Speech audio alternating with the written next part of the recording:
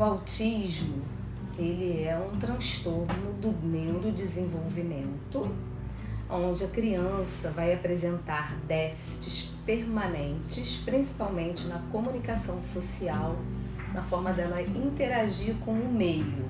O diagnóstico definitivo foi dado aos 3 anos de idade que ela estava no espectro autista. Bom, a gente descobriu com 2 anos e 4 meses. 3 anos. Exatamente 3 anos.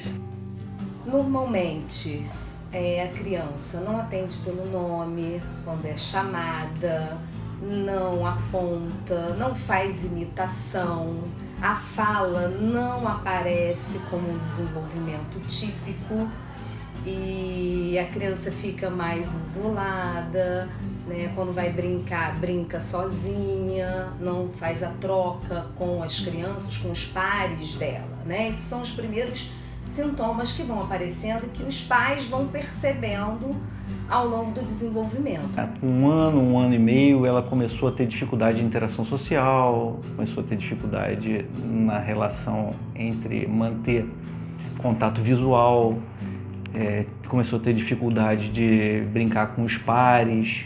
Ela tinha uma atitudes muito isoladas. Eu acho que até no primeiro momento foi a mãe, a Ana, que começou a reparar que chamava pelo nome e ele não olhava. Que até então ele tinha um desenvolvimento igual à maior parte das crianças, andou, falou nas épocas certas, e aí com 2 anos e 4 meses ele parou de falar, chorava muito e começou a ter dificuldade de convívio social, não tolerava festa, não tolerava barulho.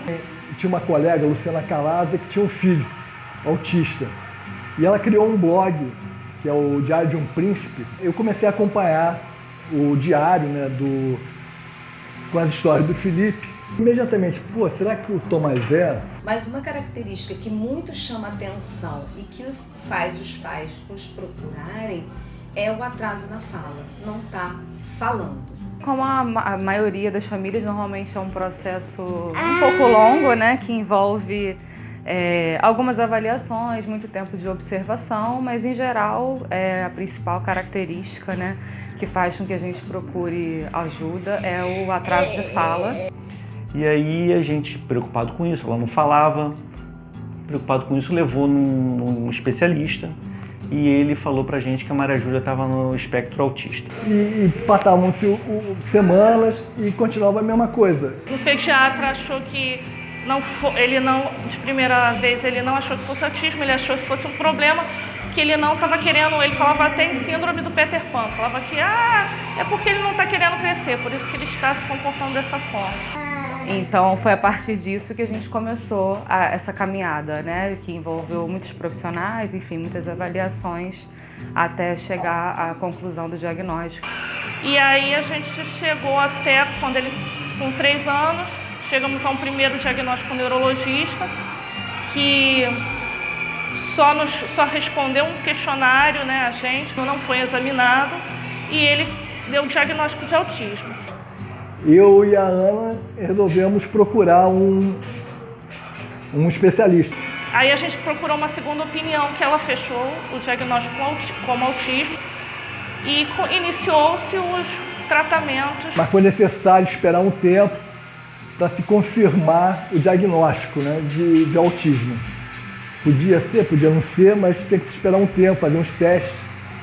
Aí na segunda consulta ela já fechou o diagnóstico que Tomás era assim um autista, na época avaliado como leve, e tinha que começar imediatamente as terapias. Acho que o mais difícil é no começo, né, enquanto você ainda está na fase de, como se falam, né, para quem não está acostumado, é estranho falar luto, né, mas como se diz, é a perda do filho que você idealizou. E como eu falo, a gente se auto-exclui também nesse momento. E aí depois que você aceita e começa a lidar melhor, lindo! E começa a lidar melhor com isso, aí sim você passa para esse lado um pouco mais da exclusão.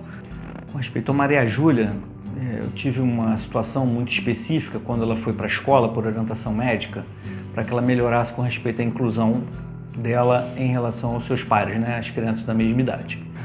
Foi no final do primeiro ou segundo ano nele na escola aqui de Niterói, inclusive tem fama de ser a mais inclusiva da cidade. E um dia eu cheguei na escola e a Maria Júlia estava completamente isolada numa área da escola dela, que é uma escola grande. Era uma amostra de trabalho dos alunos de todas as turmas.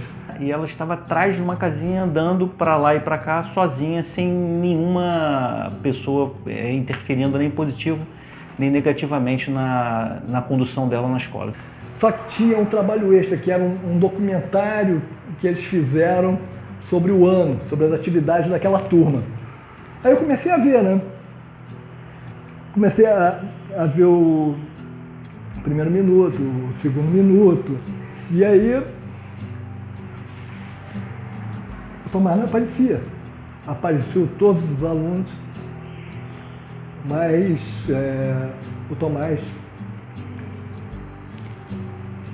não aparecia.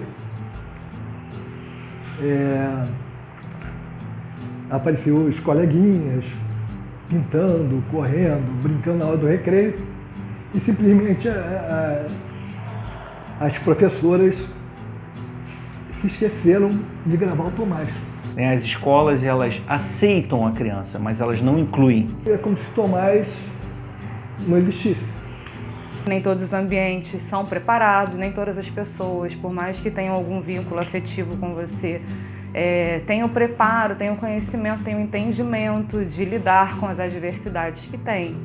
Quando foi feita uma lei que não se podia mais cobrar preço diferenciado em escolas particulares para crianças com necessidades especiais, que até então eles estudavam em escolas particulares, houve um processo das escolas arranjarem 1000 desculpas para não aceitar mais a criança especial. Muito triste, a Lei Brasileira de Inclusão, ela é muito jovem ainda, ela precisa de muitos ajustes, ainda é muito desrespeitada.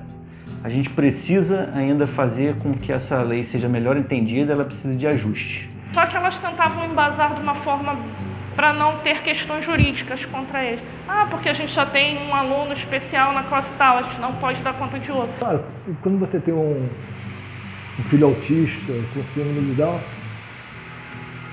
você sempre tem que esperar que uma hora você vai ficar chocado, você vai ficar com nó na garganta. O pai dele foi matricular ele na natação e após conversar com o professor da natação, um pai falou assim para o professor: esse menino perturbado vai fazer natação junto com meu filho? Então essa exclusão, ela não é só uma coisa de uma escola, por exemplo, isso é muito em pílulas, né, no dia a dia. Isso normalmente é superado. Uma médica da minha filha falou uma coisa pra gente que eu comecei a atentar sobre isso. Os clientes mais bem tratados são os mais exigentes. O que eu posso falar de tudo que a gente vivenciou é não desistir. Apesar de, assim, a gente às vezes achar que perde as forças, da raiva, faltam as forças, mas a gente não desiste, né? Continua tentando outros caminhos para poder ver as melhores opções para ele. Eu acho até que em várias situações a turma abraça o Tomás. Mas por outro lado, como eu falo, também sempre aparece alguém que muitas vezes, mesmo sem entender nada daquilo, tem um gesto de empatia, né? Vamos dizer assim, e faz tudo ficar mais leve. Então comecei a entrar muito na questão das leis sobre a pessoa com deficiência e comecei a me mostrar como uma pessoa sabedora dos direitos e dos deveres como cidadão. Acho que as pessoas hoje em dia, como o tema é cada vez mais recorrente na mídia e tudo, eu acho que até as pessoas têm melhorado o olhar sobre as crianças. Nesse caso da natação, Arthur fez a natação lá, né, porque ele só poderia fazer a natação se ele tivesse um mediador, o que na verdade é um mediador.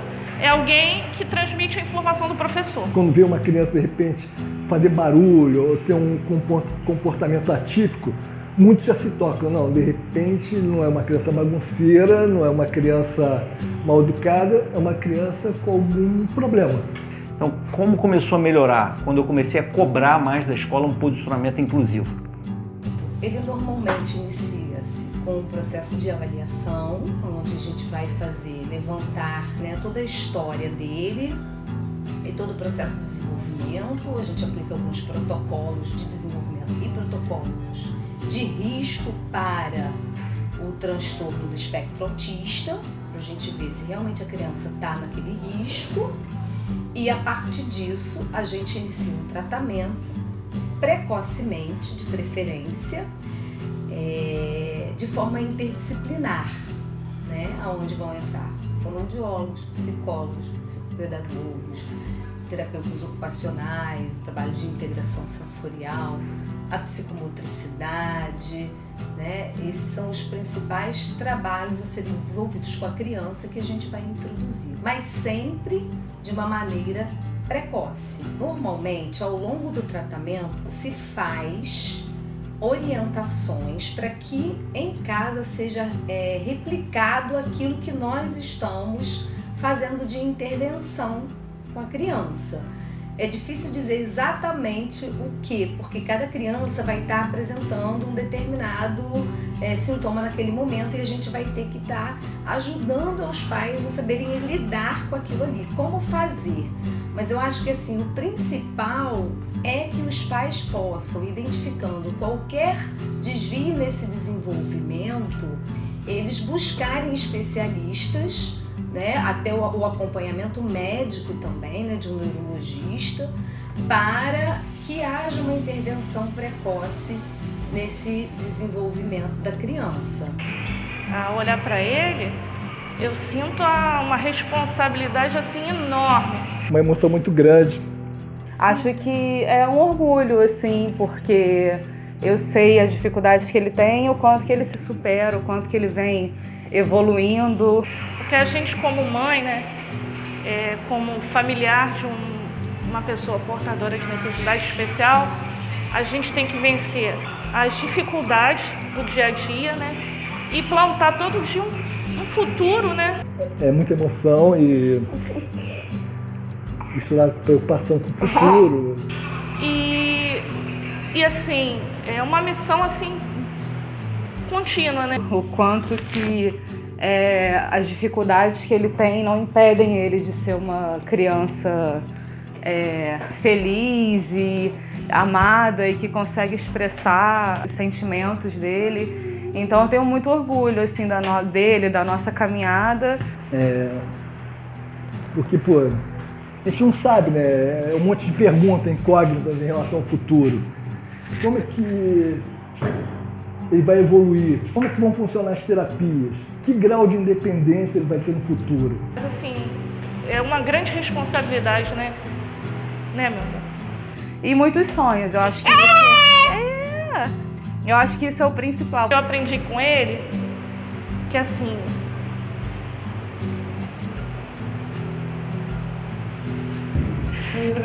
quando eu planejei minha vida, sempre foi que sempre 2 mais 2 ia ser 4. E aí eu não tive mais controle de nada. De repente, assim, eu não sabia como ia ser o dia seguinte. O que eu aprendi com ele, e aprendo todo dia, que assim, um dia de cada vez. Cada pequeno passo é um grande passo. Eu aprendi a me contentar com pequenas coisas, que assim, muita gente passa desapercebido. Para nós, mães desses anjos azuis, né, que são como nós classificamos eles, né, gera uma transformação na gente como pessoa. Você vai entendendo que as conquistas vão ser diferentes, mas elas também, né, vão acontecer e você vai readaptando os sonhos. Então acho que quando eu olho para ele eu penso nisso, assim, né, e também de como que a gente precisa ser mais leve, né, aceitar as coisas como elas são.